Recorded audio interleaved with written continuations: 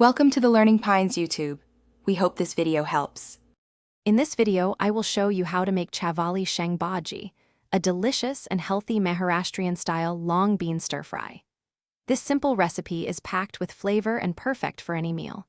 We will start by gathering all our essential ingredients, ensuring everything is prepped and ready to go. Having your components measured out makes the cooking process smooth and enjoyable, leading to a truly satisfying dish. Now that we have our ingredients, let's get them ready for cooking. First, wash your long beans well and chop them into uniform 1-inch pieces. Next, finely chop your onion and tomato. If you are not using pre-made paste, crush fresh ginger, garlic, and green chilies together. This preparation is key to a smooth cooking experience, allowing you to focus on building flavors as you cook. With our ingredients prepped, it's time to cook. Heat 2 tablespoons of oil in a pan over medium heat. Add 1 teaspoon each of mustard and cumin seeds, letting them splutter. Then, add a pinch of asafoetida and a few curry leaves. Sauté the chopped onion until it becomes translucent. Next, add the ginger garlic green chili paste, cooking for about 1 minute.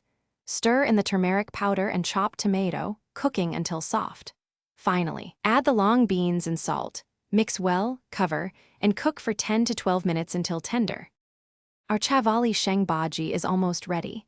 Once the long beans are tender, stir in 1 tablespoon of kanda lasan masala for that authentic flavor. Next, add 2 generous tablespoons of roasted peanut powder, which adds a wonderful texture and richness.